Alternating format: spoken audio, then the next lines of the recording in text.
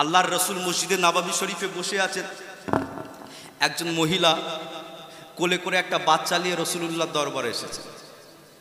আপনারা জানেন সাহাবা হুজুরদের যখন আলাউলাদ হতো, আল্লাহ নবীর দরবারে আসতেন, এসে বলতেন হুজুর আল্লাহ আওলাদ দিয়েছেন, একটা নাম রেখে দেন, বা ইয়া রসুলাল্লাহ একটা খেজুর চিবিয়ে চিবিয়ে আমার কচিটার গালে দেন। এটা সাহাবা হুজুররা করতেন, কার কাছে যাবে না। ঠিক এইরকম একজন মহিলা কোলে করে বাচ্চা নিয়ে রসুলুল্লাহ দরবারে এসেছে। কি ব্যাপার মা, কেন এসেছো? কিছু দরকার আছে? বললেন ইয়া রসুলাল্লাহ আমি একটু খবর পেলাম আপনি নাকি জিহাদের ময়দানে যাবেন। শুনছেন তো ভাইজান? ইয়া রাসূলুল্লাহ আপনি নাকি জিহাদের ময়দানে যাবেন। হুজুর আমি খবরটা পেলাম ইয়া রাসূলুল্লাহ। হ্যাঁ আমি যাব, কি হয়েছে?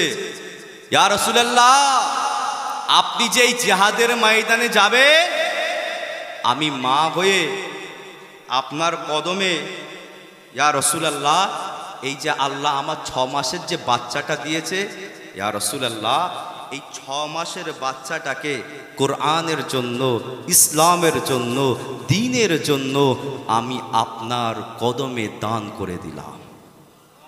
একটু মহব্বত হলো না? সুবহানাল্লাহ। কত মাসের বাচ্চা? 6 মাস, অর্থাৎ মায়ের স্তনের দুধ পান করা একটা শিশু সন্তান। আল্লাহ রসুল বললেন মা একে নিয়ে আমি কি করব? এ তো কাজ নেই, এ তো বাচ্চা শিশু, একে বড় করো, বাড়ি নিয়ে যাও, এর দরকার নাই। ইতিহাস আপনাদেরকে জানিয়ে দিয়ে যায়, এ নওজোয়ান যুবকেরা, ইতিহাস আপনাদের শোনা রয়েছে। আল্লাহ নবী বললেন আয় আমার মা, এই বাচ্চা শিশুটার কাজে আমার কোনো কাজে লাগবে নাই। এই বাচ্চা শিশুটা না সে দাঁড়াতে শিখেছে, না তলোয়ার চালাতে জানবে, না বল্লম চালাতে জানবে, না তীর চালাতে জানবে, না তলোয়ার চালাতে জানবে, না ঘোড়ার উপরে সওয়ার হতে পারবে, না ঘোড়ার লাগামটা ধরতে পারবে। আয় আমার মা, এই বাচ্চা শিশুটা কিছুই তো করতে পারবে না, একে আমার কাজে দরকার নাই, আমার প্রয়োজন নাই। তুমি যাও, একে বাড়ি নিয়ে চলে যাও, একে বড় করো, তারপর না হয় কোরআনের জন্য, দ্বীনের জন্য, ইসলামের জন্য, তারপর না হয় জিহাদের ময়দানে অংশগ্রহণ করবে। আয় আমার মা, আমি একে নিতে পারবো না। ও দুনিয়ার জমিনের মুসলমানেরা, আল্লাহর রাসূল সাল্লাল্লাহু আলাইহি ওয়াসাল্লামকে ওই সময়ে সেই মাটা বললেন ইয়া রাসূলুল্লাহ হাবিবাল্লাহ আপনার কথাটা সঠিক, আপনার কথাটা সত্য। ইয়া রাসূলুল্লাহ আমার বাচ্চাটা আর আপনার দাঁড়াতে পারে নাই, আমার বাচ্চাটা ঘোড়ার উপরে সওয়ার হতে পারে নাই, আমার বাচ্চা না তলোয়ার, না বল্ল, না ঢাল, না কিছুই করতে পারবে। কিন্তু ইয়া রাসূলুল্লাহ আমি মা হয়ে এজন্যই আপনার কদমে দিলাম। ইয়া রাসূলুল্লাহ যে যুদ্ধের ময়দানে আপনি জিহাদ করতে যাবেন, ওই যুদ্ধের ময়দানে আপনার দিকে যখন কোনো তীর আসবে, আপনার দিকে যখন বল্লম আসবে, আপনার দিকে যখন ছুরি আসবে, আপনার দিকে যখন আপনার তীর ছুড়া হবে, ইয়া রাসূলুল্লাহ হাবিবাল্লাহ আপনি আমার বাচ্চাটাকে আপনার বুকের সামনে দাঁড় করিয়ে দেবেন। ইয়া রাসূলুল্লাহ যে তীরটা আসবে আমার বাচ্চার বুকে লাগবে, যে তলোয়ারটা আসবে আমার বাচ্চার বুকে লাগবে, যে ছুরিটা আসবে আমার বাচ্চার বুকে লাগবে। ইয়া রাসূলুল্লাহ, ইয়া হাবিবাল্লাহ আমি মা হয়ে আমার এই বাচ্চাকে আপনার শরীরের হেফাজতের জন্য আপনার কদমে দান করে গেলাম। আপনি কি দিয়েছেন আপনার রাসূলুল্লাহর কদমে, যার দরবারে এসেছেন? ভাবেন। এই যে বসিরহাটে আল্লামা হুজুরের যে দরবারে এসেছেন, এরা জীবন চরিত্র এটাকে পড়ে, এরা আল্লাহ এবং তার রাসূলের জন্য জীবনকে কুরবানি করেছে, অতিবাহিত করেছে। আপনি কি করেছেন? এখন দাঁড়িয়ে দাঁড়িয়ে মাইনাস করা বন্ধ করতে পারেননি। কথা ঠিক বলছি না ভুল বলছি? মানুষের ঝেড়ে কেড়ে মেরে লিয়া খাওয়া বন্ধ করতে পারেননি, লুট দাঙ্গা আর এই সমস্ত হারাম কাজ বন্ধ করতে পারেননি। এ হুজুরের দরবারে আসার একটাই মাকসুদ, এখানে বসে বসে নিজেদের নিয়তটাকে তৈরি করে নেন, যা করেছি আজকের পর থেকে আর কোনো খারাপের কাজ করব না। আর কথা বুঝতে পারছেন তো ভাইজান? 6 মাস নবী বললেন না চল যাও, একে নেওয়া যাবে না। এই আল্লাহর রসুল যে সাহাবা হুজুরদেরকে নিয়ে বসেছিলেন, এই সাহাবায় হুজুরদের ভেতরে রোম সাম্রাজ্যের কিছু গোয়েন্দা সেখানে বসে বসে আল্লাহর রসুলের এই কথাবার্তাগুলোকে শুনছে। আপনারা জানেন মুসলমানদের সাথে রোম সাম্রাজ্যের যুদ্ধ হয়েছিল অনেকগুলো, তার ভেতরে একটা যুদ্ধ হচ্ছে জঙ্গে মুতার যুদ্ধ। কত হিজরিতে হয়েছিল? সম্ভবত 8 হিজরি, হিজরির 8। আল্লাহর রসুলের সাহাবাদের সাথে রোম সাম্রাজ্যের যুদ্ধ হয়েছিল জঙ্গে মুতা। আল্লাহর রসুলের সৈন্য কতজন ছিল জানেন? একটু বলতে পারবেন কত ছিল বলেন তো? আমরা 313 শেষ, এর ওপরে আর যেতে পারিনি। ও 313-র ওপরে আর যদি জিজ্ঞেস করি বলি ও আর উত্তর পাবো না। 313 তো বদরের ময়দানে ছিল। আল্লাহর নবী সাহাবা ছিলেন মাত্র 3000। কত বললাম? ইতিহাস পড়েন, মাত্র 3000। ওদিকে রোম সাম্রাজ্য সৈন্য কত ছিল জানেন? ইতিহাস বলছেন, একজন ইসলামিক ইতিহাসবিদ বলছেন 1 লক্ষ সৈন্য, আর একজন ইতিহাসবিদ বলছেন 2 লাখ সৈন্য। তাহলে আল্লাহর রসুলের সাহাবা হুজুরদের মোকাবেলায় কত লক্ষ সৈন্য? 2 লাখ সৈন্য। রসুলুল্লাহ সাহাবা কজন ছিলেন? 3000। একটু একটু একটু চিন্তা করেন তো, 2 লাখের সামনে 3000 কিছু ব্যাপার? ও তো পা দিয়ে মেরে দেবে, কিন্তু না, এটাই তো মুসলমানদের ঈমান, এটাই তো মুসলমানদের পাওয়ার, এটাই তো মুসলমানদের যে আল্লাহ এবং তার রসুল ছাড়া কাউকে ভয় করে না। আর মুসলমান আল্লাহ এবং তার রসুল ছাড়া কাউকে মানে না। এরা মাথা যদি নত করতে হয় শুধুমাত্র আল্লাহর দরবারে মাথা নত করে। এই মুসলমানদের উপরে তোমরা যতই অত্যাচার করো, যতই কষ্ট দাও, যতই মারো, হাতে দড়ি বাঁধতে পারো, পায়ে দড়ি বাঁধতে পারো, এদের ইতিহাস থেকে শিক্ষা নাও। বেলাল হাবশী হুজুরকে কি করেছিল, যায়েদ বিন দাসানা হুজুরকে কি করেছিল, খাব্বাব হুজুরের সাথে কি করেছিল, খোবায়েব হুজুরের সাথে কি করেছিল, ওমর ফারুক হুজুরের সাথে কি করেছিল, বেলাল হাবশীর সাথে কি করেছিল। এদের পিছন থেকে ইতিহাস তৈরি করো। এরা হাতে দড়ি পরা মুসলমান, পায়ে দড়ি পরা মুসলমান, বুকে পাথর চাপা দেয়া এরা মুসলমান। এদের অন্তর থেকে আল্লাহ বুলাতে চেয়েছিল, রসুল বুলাতে চেয়েছিল, কলমা বুলাতে চেয়েছিল, দিন বুলাতে চেয়েছিল। আজ পৃথিবীর জমিনে আমাদের অন্তর থেকে আল্লাহ বুলাতে চায়, রসুল বুলাতে চায়, দিন বুলাতে চায়, কোরআন বুলাতে চায়। তোমরা শুনে রেখে দাও, তোমরা অত্যাচার করতে পারো, কিন্তু আমাদের অন্তর থেকে রসুলুল্লাহর মোহাব্বত 1 যাররা পরিমাণ তোমরা কমাতে পারবে না। জোরে বলে এটা আল্লাহু আকবার। এটাই তো মুসলমানদের ঈমান, ঠিক না বেটি? অত্যাচার তো হাজারো হচ্ছে। ইতিহাস আপনাদেরকে জানিয়ে দিয়ে যায়, ও দুনিয়ার মুসলমানেরাই, সময় অল্প, বেশি লম্বা আলোচনা করার টাইম নাই। আল্লাহর রসুলের দরবারে সেই রোম সাম্রাজ্যর কিছু গোয়েন্দা সে সময় মজুদ হয়েছিল। এই সিচুয়েশনটা যখন লক্ষ্য করে দেখলো ওই রোম সাম্রাজ্যের, আর ওই গোয়েন্দারা আর আপনার রোম সম্রাটের কাছে চলে গেল, বাদশাহ হিরোক্লিয়াসের কাছে চলে গেল। ও দুনিয়ার মুসলমানেরাই, বাদশাহ হিরোক্লিয়াস বলল, কি ব্যাপার গোয়েন্দা, এত তাড়াতাড়ি তোমরা চলে এলে কেন? কি হয়েছে তোমাদের? আমাকে খবর বলো।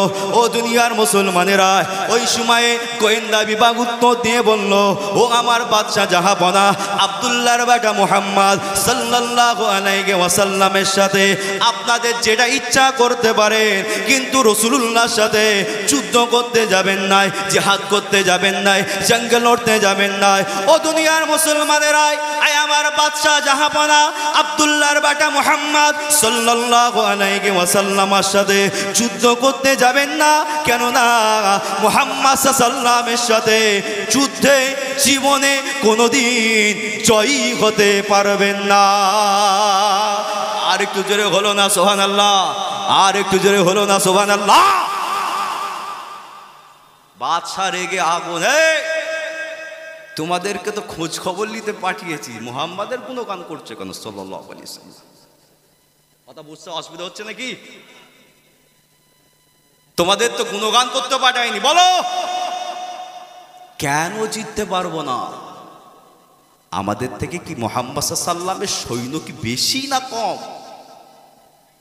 গোয়েন্দা বলল, না বাদশাহ, মুহাম্মদ সাল্লামের সৈন্য তো অল্প, আমাদের সৈন্য অনেক। তাহলে কেন জিততে পারবো না বাদশাহ বলো? গোয়েন্দা বলো। তাহলে আমাদের থেকে কি মুহাম্মদ সাল্লামের সৈন্যদের অস্ত্র কি বেশি? কথা বুঝতে পারছেন তো? কিছু তো একটা বলতে হবে, কি কারণে জিততে পারবো না। ইতিহাস আপনারা খুলে পড়ে নেবেন। ও আমার বসিরাজের মাওলানা বাগ দরবার শরীফের আগত মেহমান কেরানেরা, আল্লাহর রসুলের দরবার থেকে সেই গোয়েন্দারা উত্তরগুলো নিয়ে যে বাদশাহ হিরোক্লিয়াসকে বলতে লাগে, ও বাদশাহ হিরোক্লিয়াস, না না না, আমাদের সৈন্য সামন্ত অনেক বেশি রয়েছে, আমাদের অস্ত্র শস্ত্র অনেক বেশি রয়েছে।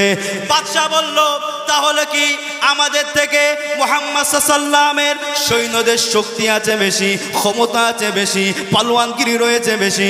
আর গোয়েন্দা বিভাগ উত্তর দিয়ে বলল, ও বাদশাহ জাহাপনা, না না না না না, মুহাম্মদ সাল্লাল্লাহু আলাইহি ওয়াসাল্লামের আর সাহাবারা এরা রুটি খাওয়া মানুষ, রোগা জরাজীর্ণ, আমাদের শক্তি অনেক বেশি, আমাদের ক্ষমতা অনেক বেশি, আমাদের পালোয়ানগিরি অনেক বেশি রয়েছে। ও দুনিয়ার মুসলমানেরাই, বাদশাহ জাহাপানা বলল, যখন আমাদের তলোয়ার বেশি, লোক বেশি, সৈন্য বেশি, শক্তি বেশি, সব যখন বেশি রয়েছে, কেন জিততে পারবো না? কেন আমরা হেরে যাব? গোয়েন্দা বিভাগ উত্তর দিয়ে বলেছিল, বাদশাহ, এই কারণেই আমরা জিততে পারবো না।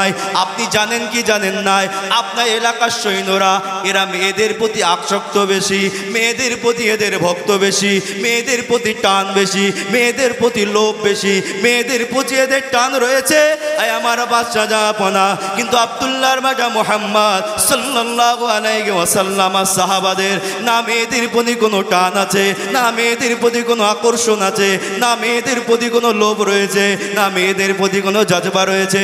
ও বাদশাহ জাহাপনা, যেটা লক্ষ্য করে দেখে এলাম, এই আব্দুল্লাহর বেটা মুহাম্মদ সাল্লাল্লাহু আলাইহি ওয়াসাল্লামের ভক্তরা, তার সৈন্যরা, তার সাহাবারা, তারা তার নবীর কদমে জাম দিবার জন্য তারা সর্বসময় প্রস্তুত হয়ে রয়েছে। আপনি কি দিয়েছেন? এখনো দাঁড়িয়ে দাঁড়িয়ে বন্ধ করতে পারেননি? এখনো বন্ধ করা গেল না? আবারও তো কিছু কিছু মুসলমান এমনই কথা বলছে, আপনি অবাক হয়ে যাবে। মাঝে মাঝে তোমার আল্লাহ দাবি করে ফেলছে। কি গো, শুনেছেন কি শোনেননি? ইসলাম নিয়ে ছেলে খেলা করবেন না। ইসলাম কারোর বাপকালী সম্পত্তি নয়। ইসলাম না আমার, না আপনার, না কারোর বাপকালী সম্পত্তি নয়। তুমি যা ইচ্ছা ইসলাম, না না, ইসলামী অধিকার তোমাকে দেবে না। কোরআন শরীফ আপনারা শুনেছেন, বলা উচিত নয় দরবারের মাহফিলে, কিন্তু না বললেও নয়। বলছে কোরআন শরীফে নাকি আপনার ধর্ষণ করা জায়েজ লেখা রয়েছে। এত কোরআনকে নিয়ে তোমাদের রিসার্চ করার দরকার? এত কোরআনকে নিয়ে হ্যাঁ, যদি রিসার্চ করার প্রয়োজন হয় রিসার্চটা করো। ভুল ব্যাখ্যা দিচ্ছে কেন? কোরআনে নাকি লেখা রয়েছে ধর্ষণ করা জায়েজ, ধর্ষণ করা চলবে, ধর্ষণ করা অসুবিধা নাই মেয়েদের দিকে। আরে ভাইজান, ইসলামের নিয়মিত হচ্ছে মেয়েদের দিকে তাকানো চলবে না। ছেলেদের জন্য চোখের পর্দা করে দিয়েছে, তোমরা মেয়েদের দিকে তাকাতে পারবে না। চোখের পর্দা এটা মুসলমান ছেলেদের জন্য, মেয়েদের জন্য পর্দা ঘোষণা করে দিয়েছে। ধর্ষণ তো দূরের কথা, আপনারা তো জানেন ইসলামিক কান্ট্রিতে নিয়ম রয়েছে, ধর্ষণ করলে গলা পর্যন্ত পুঁতে দিয়ে পাথর নিক্ষেপ করে মেরে দেওয়া। এটা হচ্ছে ইসলামী আইন, ইসলামী নিয়ম, ইসলামী রুলস, ইসলামের রেজুলেশন। আজকে মুসলমান, কিন্তু তোমরা খবর নাও, তোমাদের যখন লোক ধর্ষণ করছে তাকে তো বড় চেয়ারে বসিয়ে দিচ্ছে।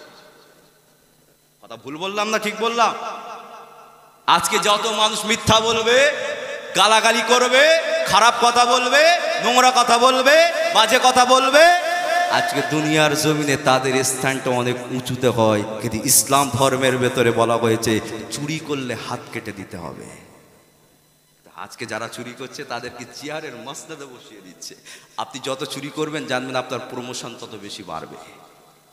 তাই আপনাদের বলে যায়, ও দুনিয়ার মুসলমানেরা, আল্লাহ নবী সাল্লাল্লাহু আলাইহি ওয়াসাল্লাম সাহাবা হুজুরদেরকে নিয়ে বসে রইলেন। ইয়া রাসূলুল্লাহ, ইয়া হাবিবাল্লাহ, মুতা প্রাঙ্গণে বাদশা হিরোক্লিয়াস 2 লক্ষ সৈন্য নিয়ে দাঁড়িয়ে রয়েছে। ইয়া রাসূলুল্লাহ, যুদ্ধ করতে হবে, ইসলাম জিন্দা করতে হবে, কোরআন জয়ী করতে হবে, ইসলাম জিন্দা করতে হবে।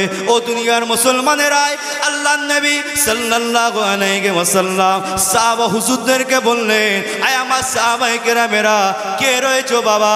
যায়েদ ইবনে হারেসা কোথায় রয়েছো? একবার উঠে দাঁড়িয়ে যাও। যায়েদ ইবনে হারেসা দাঁড়িয়ে গেলেন। লাব্বাইকা ইয়া রাসূলুল্লাহ। জাফর তাইয়ার কোথায় রয়েছো? একবার উঠে দাঁড়িয়ে যাও। জাফর তাইয়ার দাঁড়িয়ে গেলেন। লাব্বাইকা ইয়া রাসূলুল্লাহ। আব্দুল্লাহ ইবনে রাবাহা কোথায় রয়েছো? তুমিও বাবা একবার উঠে দাঁড়িয়ে যাও। আব্দুল্লাহ ইবনে রাবাহা দাঁড়িয়ে গেলেন। লাব্বাইকা ইয়া রাসূলুল্লাহ, লাব্বাইকা ইয়া হাবিবাল্লাহ। ও দুনিয়ার মুসলমানেরা, আল্লাহ নবী বললেন, আয় আমার যায়েদ ইবনে হারেসা, তুমি প্রথম সেনাপতির দায়িত্ব পালন করবে, তুমি বাবা শহীদ হয়ে যাবে। দ্বিতীয় নম্বর সেনাপতির দায়িত্ব পালন করবে, আর দ্বিতীয় নম্বর সেনাপতির দায়িত্ব পালন করবে জাফর তাইয়ার, তুমিও বাবা শহীদ হয়ে যাবে। তৃতীয় নম্বর সেনাপতির দায়িত্ব পালন করবে আব্দুল্লাহ ইবনে রাবাহা, তুমিও বাবা শহীদ হয়ে যাবে। ও দুনিয়ার মুসলমানেরা, আমি রাসূলুল্লাহ তোমাদের জানিয়ে দিলাম, তোমরা সেনাপতির দায়িত্ব পালন করবে, কিন্তু বাবা তোমরা শহীদ হয়ে যাবে। সাহাবায়ে কেরামেরা বললেন, ইয়া রাসূলুল্লাহ, হাবিবাল্লাহ, চতুর্থ নম্বর তাহলে সেনাপতি কে হবে? আল্লাহ নবী বললেন, আয় আমার সাহাবায়ে কেরামেরা, ওই মুতার যুদ্ধে যত সাহাবায়ে কেরাম হায়াতে থাকবে, তারা যাকে সেনাপতি হিসাবে বিবেচনা করবে, চতুর্থ নম্বর সেনাপতি সেই হয়ে যাবে। আল্লাহ নবী বললেন, আল্লাহর রাসূল বললেন, আয় আমার যায়েদ ইবনে হারেসা, তুমি বাবা প্রথম সেনাপতির দায়িত্ব পালন করবে। ও দুনিয়ার মুসলমানেরা, এই যায়েদ ইবনে হারেসা কে ছিল? ইতিহাস খুঁজে যখন দেখবেন, এই যায়েদ ইবনে হারেসা ছিল রাসূলুল্লাহর একজন পালিত পুত্র সন্তান, যে সন্তানটাকে রাসূলুল্লাহর আহলিয়া আম্মাজান খাদিজাতুল কুবরা রাদিয়াল্লাহু তাআলা আনহা মক্কার মানুষ বিক্রির হাট থেকে কিনেছিল। অল্প বয়স বাচ্চা ছেলে, ছোট্ট মতো ছেলে, আম্মাজান খাদিজাতুল কুবরা রাদিয়াল্লাহু তাআলা আনহা মানুষ বিক্রির হাট থেকে কিনে আল্লাহ নবীর কাছে বললেন, ইয়া রাসূলুল্লাহ, ইয়া হাবিবাল্লাহ, এই বাচ্চাটাকে আমি মানুষ বিক্রির হাট থেকে কিনলাম। ইয়া রাসূলুল্লাহ, এই বাচ্চাটাকে আপনার কদমে দান করে দিলাম। ও দুনিয়ার মুসলমানেরা, আল্লাহ নবী যায়েদ ইবনে হারেসার আগুল মোবারক, আগুলটা ধরে, যায়েদ ইবনে হারেসার আগুলটা ধরে খানায়ে কাবা বাইতুল্লাহ শরীফটা তাওয়াফ করে, খানায়ে কাবা বাইতুল্লাহ শরীফটা তাওয়াফ করে। আল্লাহর রাসূল খানায়ে কাবা বাইতুল্লাহ শরীফটা তাওয়াফ করে। আর যায়েদ ইবনে হারেসার এলাকার মানুষেরা ব্যবসা সূত্রে মক্কা শরীফে এসে তারাও খানায়ে কাবা বাইতুল্লাহ শরীফটা যখন তাওয়াফ করে, এই তাওয়াফ করতে করতে দেখতে পেয়ে যায়, আরে এটা তো হারেসের পুত্র, হারিয়ে যাওয়া পুত্র, চুরি হয়ে যাওয়া পুত্র। আজ নাকি আব্দুল্লাহর বেটা মুহাম্মদ সাল্লাল্লাহু আলাইহি ওয়াসাল্লাম আগুলটা ধরে নাকি খানায়ে কাবা বাইতুল্লাহ শরীফটা তাওয়াফ করে। ও দুনিয়ার মুসলমানেরা, আর এই কারণে সেই এলাকার মানুষেরা যায়েদ ইবনে হারেসার বাপের কাছে চলে গেল, ও যায়েদ ইবনে হারেসার বাপ, তোমার ছেলে যায়েদকে মক্কার জমিনে আব্দুল্লাহর বেটা মুহাম্মদ সাল্লাল্লাহু আলাইহি ওয়াসাল্লামার আগুলটা ধরে কাবা শরীফটা তাওয়াফ করতে দেখলাম। ও দুনিয়ার মুসলমানেরা, আর যায়েদ ইবনে হারেসার বাপ আত্মার চাচা আল্লাহর নবীর দরবারে চলে এলেন, ও মুহাম্মদ আরবি সাল্লাল্লাহু আলাইহি ওয়াসাল্লাম, আপনার কাছে নাকি আমার সন্তান রয়েছে, আপনি কি আমাকে আমার সন্তানটাকে আপনি ফিরিয়ে দেবেন? আল্লাহ নবী বললেন, কে তুমি, কোথা থেকে এসেছো, তোমার সন্তানের নামটা কি? যায়েদ ইবনে হারেসার বাপ বলল, ও আব্দুল্লাহর বেটা মুহাম্মদ সাল্লাল্লাহু আলাইহি ওয়াসাল্লাম, আমার সন্তানের নাম হলো যায়েদ। আল্লাহর রাসূল ঘর থেকে যায়েদ ইবনে হারেসাকে ডাকলেন, এই আমার যায়েদ, একবার তুমি ঘর থেকে বাইরে এসো। যায়েদ ইবনে হারেসা ঘর থেকে বার করে এলেন। আল্লাহ নবী বললেন, যায়েদ, তুমি কি এই দুজনকে চিনতে পারছো? যায়েদ ইবনে হারেসা নিজের বাপ আর চাচাকে দেখে চিনতে পেরে গেল, চোখ দিয়ে পানি গড়িয়ে গড়িয়ে পড়ে। আর বাপ আর চাচা নিজের বুকের সাথে ছেলেকে জড়িয়ে ধরে, আমার যায়েদ রে, তোমাকে চিন্তা করতে হবে না, তোমার বাপ এসে গেছে, তোমার চাচা এসে গেছে, আর মুহাম্মাদের গোলামতি করতে হবে না।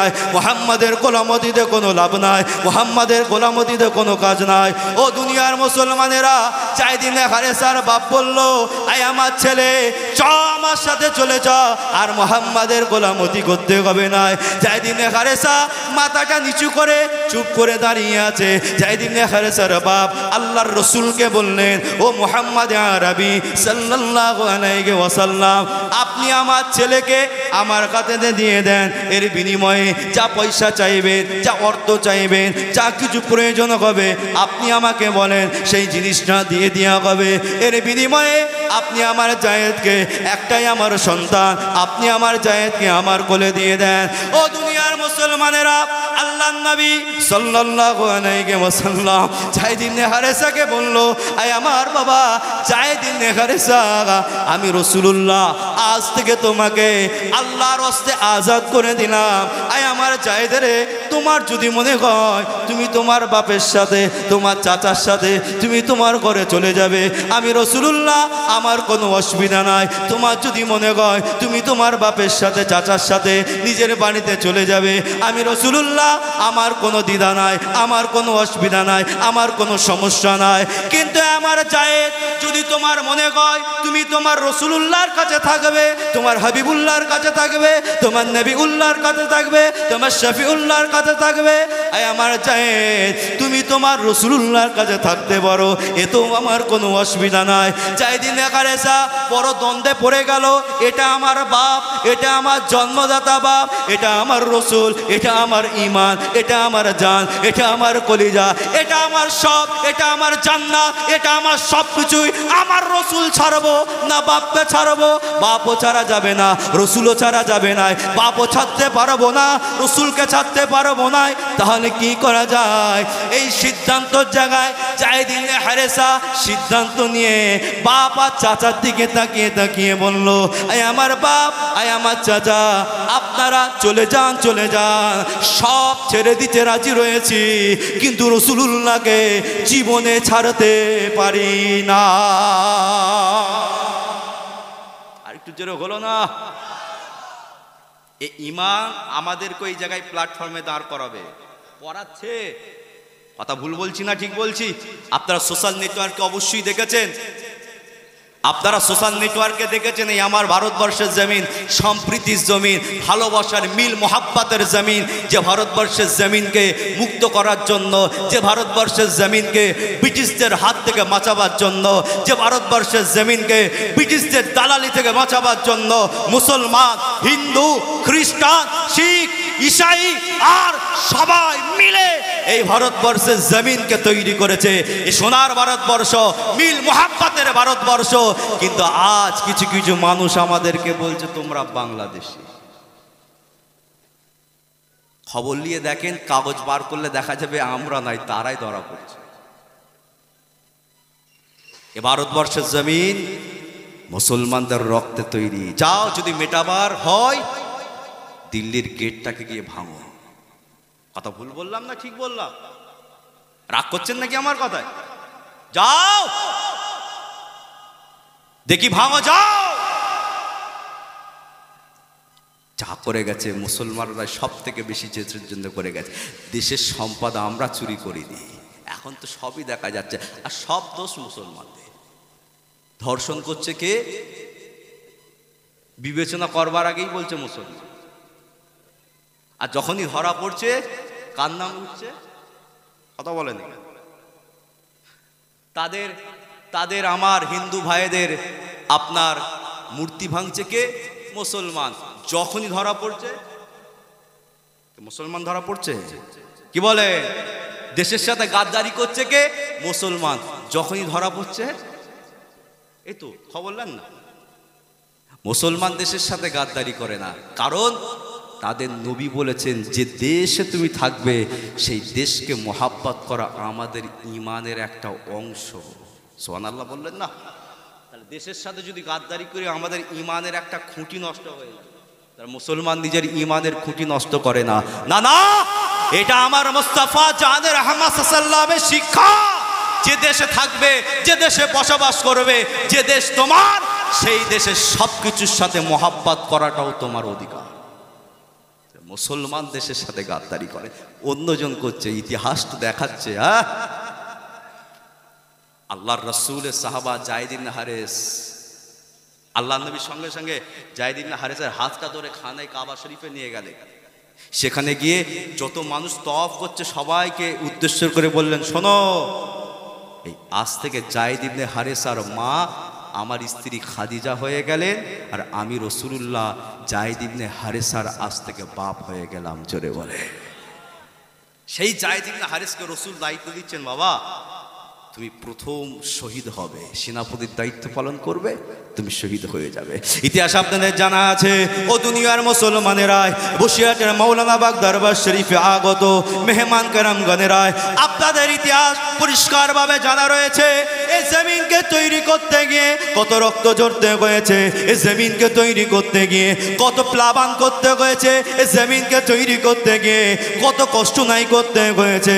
ও দুনিয়ার মুসলমানেরাই, আমার ইসলাম আমাদেরকে শিক্ষা দেয়, আমার আল্লাহ আমাদেরকে শিক্ষা দেয়। কোরআন শরীফ সূরা আল আনফালের ভেতরে আমার আল্লাহ জানিয়ে দিলেন, আয় আমার বান্দা বান্দিরা, আমি আল্লাহ তোমাদেরকে ঘোষণা করে দিলাম, তোমরা কোনো ধর্মকে ছোট বলবে না, কোনো ধর্মকে খারাপ বলবে না, কোনো ধর্মকে ওয়াহিয়াতি করবে না, কোনো ধর্মের আর তারা যে জিনিসগুলোকে মানে তাদেরকে গালাগালি করবে না, ছোট বড় কথা বলবে না, তাদেরকে নোংরা বলবে না, তাদেরকে খারাপ বলবে না, তাদেরকে বাজে বলবে না। আয় আমার বান্দা বান্দিরা, যখন তোমরা সেই সমস্ত ধর্মকে ছোট বলবে, নোংরা বলবে, বাজে বলবে, খারাপ বলবে, পক্ষান্তরেই তারা তোমার আল্লাহকে গাল দেবে, তোমার রসুলকে গাল দেবে, তোমার ইসলামকে গাল দেবে। আয় আমার বান্দা বান্দিরা, তোমরা কোনো ধর্মকে ছোট করবে না। যখন তারা মারা যাবে, আমি আল্লাহ আমার সামনেই তো তাদেরকে দাঁড়াতে হবে, আমি আল্লাহ তাদের কাছ থেকে আমি হিসাবটা বুঝে নেব। আয় আমার বান্দা বান্দিরা, তোমরা ছোট বলবে না, খারাপ বলবে না। ও দুনিয়ার মানুষেরা, এ কোরআন আমাদের শিখিয়েছে, এ ধর্ম আমাদের শিখিয়েছে, এই ইসলাম আমাদের শিখিয়েছে, আমরা কাউকে ছোট বলি না। তোমাদের মনে হতে পারে ইসলাম আমাদের গালি দেয়, না না না, ইসলাম কাউকে গালি দেবার শিক্ষা দেয় না। ইসলাম হলো আদর্শ শিক্ষা, ইসলাম হলো আখলাকের শিক্ষা, ইসলাম হলো মুহাব্বতের শিক্ষা, ইসলাম হলো ভালোবাসার শিক্ষা, ইসলাম হলো প্রেমের শিক্ষা, ইসলাম হলো মানুষকে নিজের বুকের সাথে জড়িয়ে ধরার শিক্ষা, ইসলাম হলো মানুষের সাথে সুসম্পর্ক তৈরি করার শিক্ষা। ইসলাম মানুষকে নোংরা পথ দেখায় নাই, মানুষকে খারাপ পথ দেখায় নাই, মানুষকে বাজে পথ দেখায় নাই। ইতিহাস আপনাদের জানা আছে। ও দুনিয়ার মুসলমানেরাই, আল্লাহ নবীর একজন সাহাবা ছিলেন রাসূলুল্লাহ, মদিনা শরীফে তখনও পর্যন্ত হায়াতে রয়েছে। মক্কার জমিনে একজন ভণ্ড নবী বার হয়েছিল, যে নিজেকে রবি বলে দাবি করেছিল। ইতিহাস আপনারা শুনেছেন। আল্লাহর রসুল তখনও পর্যন্ত হায়াতে জিন্দেগিতে মদিনা শরীফে রয়েছে। মক্কা শরীফে একজন ভণ্ড নবী বার হয়েছে। কি নাম বলতে পারবেন? ভণ্ড নবীর নামটা কি? কথা বলেন। আল্লাহু আকবার। মুসাইলামাতুল কাজ্জাব। ইতিহাস পড়েন, রসুল তখনও পর্যন্ত হায়াতে রয়েছে। মক্কায় আওয়াজ বেরিয়ে বলে, আমি মুহাম্মদ সাল্লাল্লাহু নাউজুবিল্লাহ মিন জালিক। সে একটা কাবিলা থেকে বিলং করে, খেয়াল পড়ছে না কাবিলা, সেই কাবিলা থেকে সে খুব উচ্চ শিক্ষায় শিক্ষিত ছেলে ছিল মুসাইলামাতুল কাজ্জাব। কিছু সঙ্গী সাথীদেরকে নিয়ে মদিনা শরীফে এসেছে আল্লাহ নবীর কাছে। কে বাবা, কোথা থেকে এসেছো? মক্কা শরীফ থেকে এসেছি। কি ব্যাপার? আল্লাহ রসুলের নাম ধরে বলছেন, মুহাম্মদ সাল্লাল্লাহু আলাইহি ওয়াসাল্লাম, আমি আপনার কাছে এসেছি নবুয়াতটাকে ভাগাভাগি করবার জন্য। কথা বুঝতে পারছেন কি পারেন? আল্লাহ নবীকে বলছেন, আপনি যে নবুয়াতের দায়িত্ব নিয়েছেন, মদিনাতে আছেন তো, মক্কাটা অনেকটা লং ডিস্টেন্স, আপনি পারছেন না মক্কাকে পরিচালনা করতে, এজন্যে আমি মক্কা থেকে এসেছি, আমি নবুয়াতটাকে ভাগাভাগি করব বলে। আরে সর্বনাশ! কে? সম্ভবত বনু হানিফা কাবিলা থেকে। বনু হানিফা বলে একটা কাবিলা ছিল। এই বনু হানিফা কাবিলার এরা এই মুসাইলামাতুল কাজ্জাব। একটা আর্টিকেল পড়ছিলাম, ইসলামিক ইতিহাসের একটা আর্টিকেল পড়ছিলাম। আমি সেই আর্টিকেলটা পড়ে আমার যাচাই করা হয়নি, জানি না কতটা সত্য কতটা মিথ্যা আর্টিকেলে লিখেছে। আমি ইসলামিক আর্টিকেলটা পড়ছিলাম, বলছে এই যে বনু হানিফা কাবিলা থেকে এই যে মুসাইলামাতুল কাজ্জাব এসেছে, আজকের যে সৌদির গভর্নমেন্ট যে বাদশাহ বসে আছে, সেও নাকি এই বনু হানিফা কাবিলা থেকেই বিলং করে। তার যার বংশই কাযাব জন্মগ্রহণ করতে পারে সে কি করে প্যালেস্টাইনের হয়ে কথা বলবে? কথা বুঝতে পেরেছেন কি পারেননি? যার বংশে গাদ্দার জন্ম হতে পারে, যার বংশে ইসলামকে মেটাবার বংশ তৈরি হতে পারে, তারই তো ব্লাড, তারই তো রক্ত। একবার গাজার মুসলমানদের হয়ে মুখে কোনো আওয়াজ নেই, বলছে ভেতরে ভেতরে অস্ত্র পাঠিয়েছে। এটা সুদানে শুরু হয়েছে, নিশ্চয়ই আপনারা দেখেছেন। সুদান হাবশি দেশ, আফ্রিকার একটা সাইড দেশ সুদান, মুসলমান কান্ট্রি। আপনি অবাক হয়ে যাবেন, ইতিহাস বলছে, আপনার রিপোর্টাররা বলছে, আপনার ইউএই অর্থাৎ দুবাই সে নাকি লোক পাঠিয়ে, সৈন্য পাঠিয়ে পুরো সাফ করে দিচ্ছে। কাদেরকে? মুসলমানদেরকে। মারছে কে? মুসলমান। এরা কারা মুসলমান জানেন? এদেরকে আমি নিজের ওপেনিয়ন, নিজের মনে হয় এরা ইয়েজিদ মার্কা মুসলমান।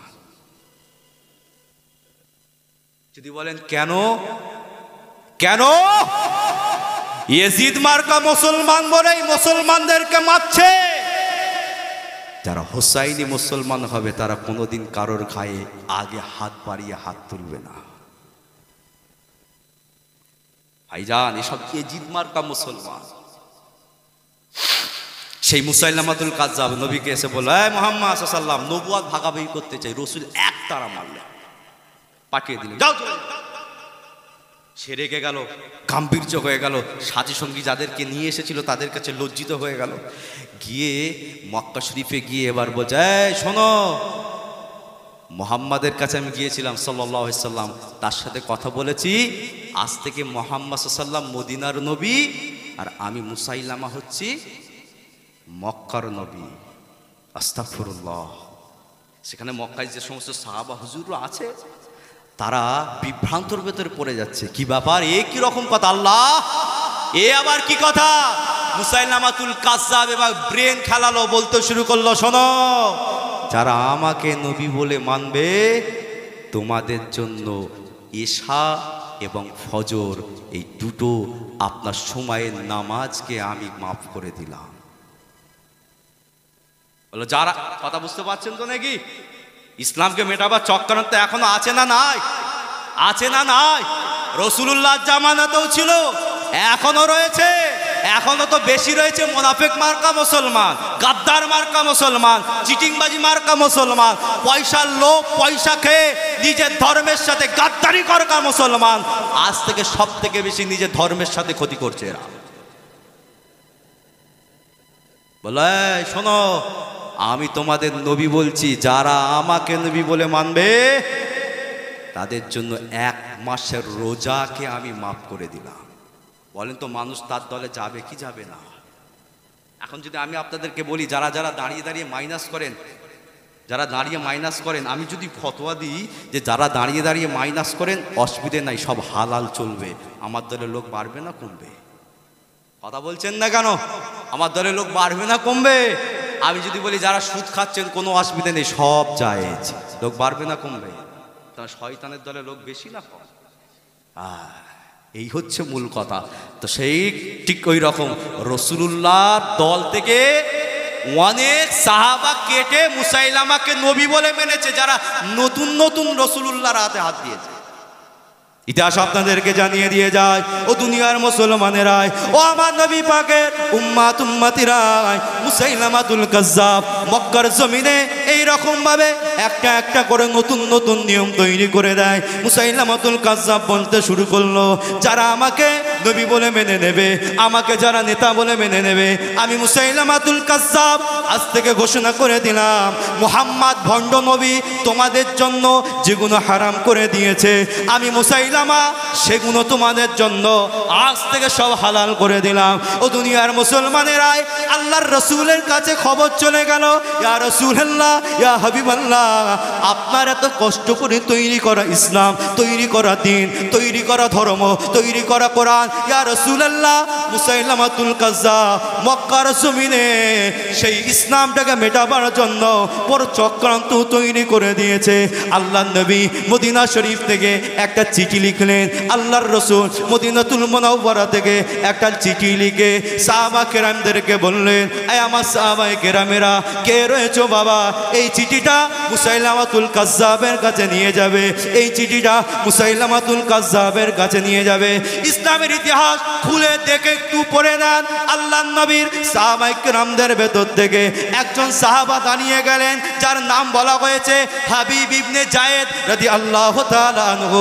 আল্লাহর রাসূলের সামনে দাঁড়িয়ে গেলেন, লাব্বাইকা ইয়া রাসূলুল্লাহ, লাব্বাইকা ইয়া হাবিবাল্লাহ, হুজুর আপনি আমাকে হুকুম দেন, আমি যখন বদরের যুদ্ধ হয়েছিল ইয়া রাসূলুল্লাহ, আমি বদরের যুদ্ধই যাব বলেছিলাম, আপনি আমাকে বদরের যুদ্ধই যেতে দেন নাই। ইয়া রাসূলুল্লাহ, আমি ওহদের যুদ্ধই যাব বলেছিলাম, আপনি আমাকে ওহদের যুদ্ধও যেতে দেন নাই।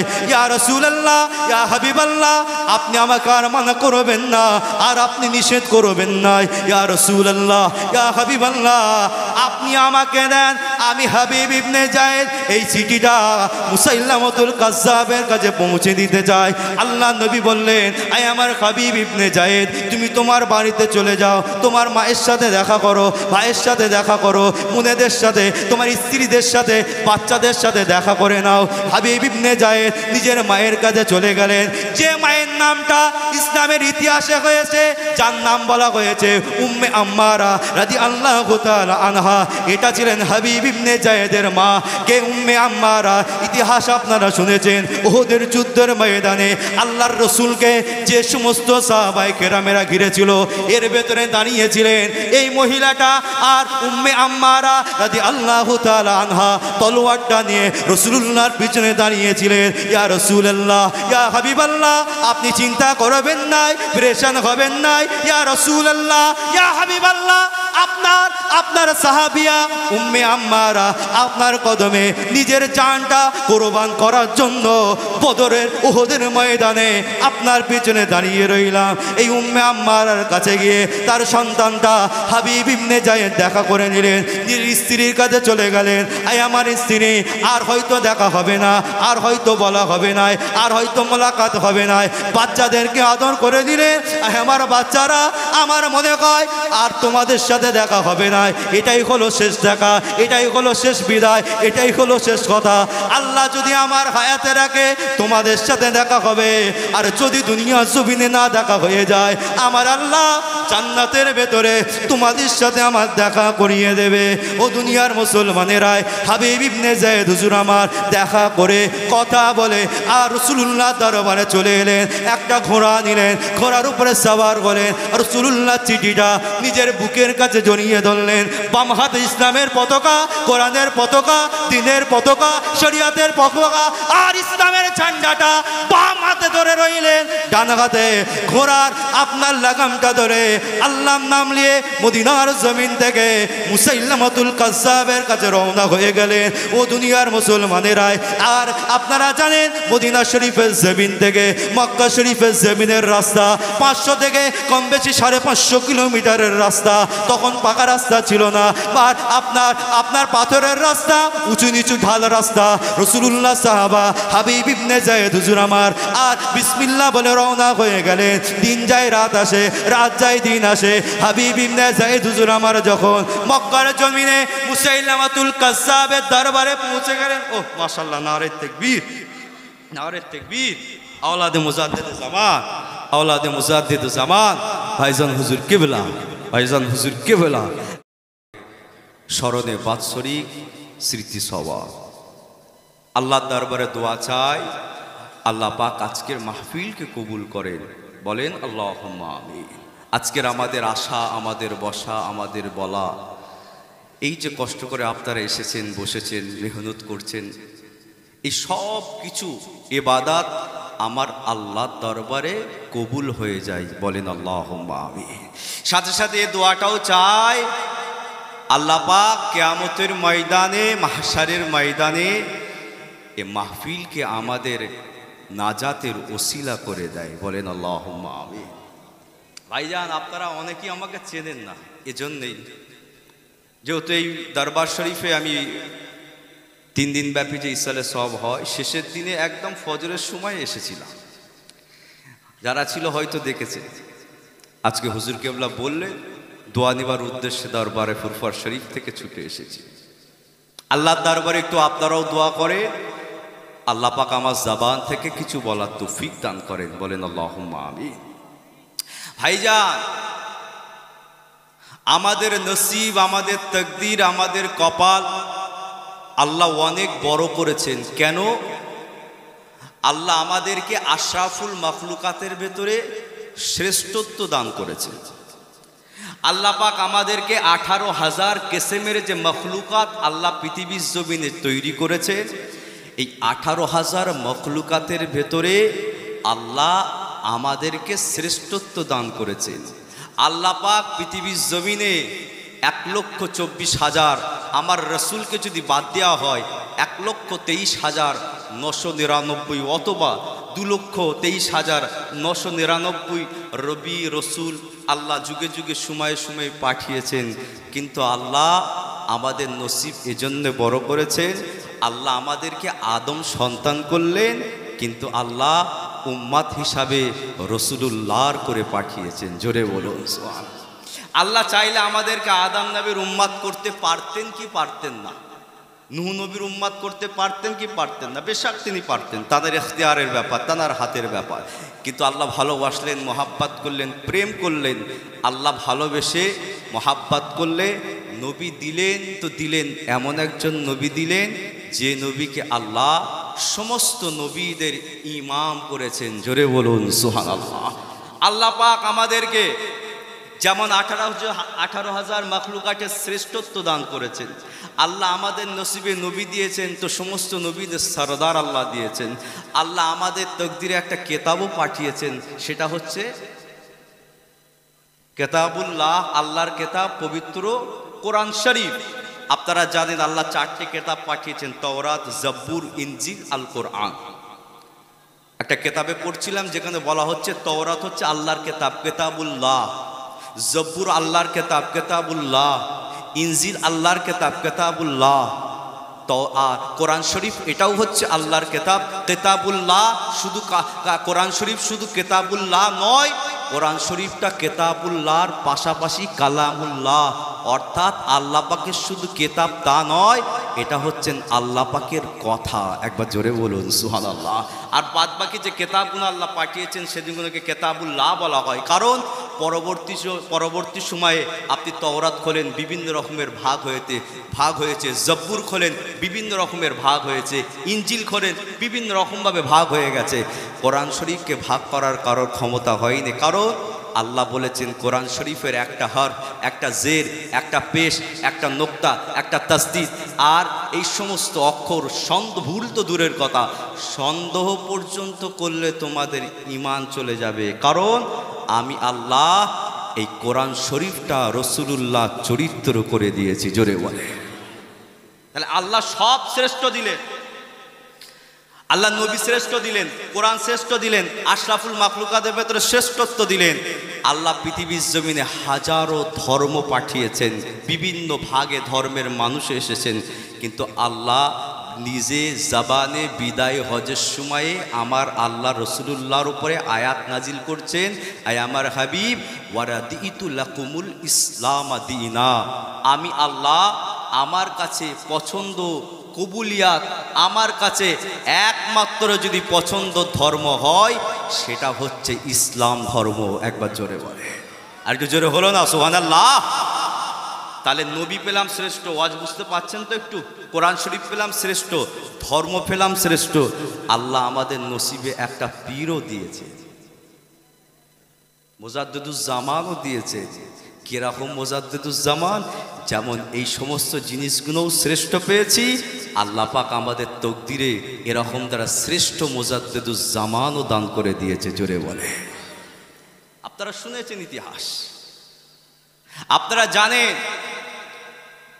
এই মুজাদ্দিদুজ্জামান হুজুরের খেদমাত, মুজাদ্দিদুজ্জামান হুজুরের পরিশ্রম, মুজাদ্দিদুজ্জামান হুজুরকে যারা যে সমস্ত খলিফারা রয়েছেন সারা বাংলা, আসাম, এপার বাংলা ওপার বাংলা, আসাম, ত্রিপুরা, মেঘালয়, এ সমস্ত জায়গায় তানার খলিফারাও যে মেহনত করেছেন, পরিশ্রম করেছেন, দ্বীনের জন্য, ইসলামের জন্য, কোরআনের জন্য, মানুষকে সত্য পথ দেখাবার জন্য, মানুষকে আল্লাহর রাস্তায় ফিরে আনবার জন্য, মানুষকে হক এবং সত্য দ্বীনের পথে ফিরিয়ে আনবার জন্য।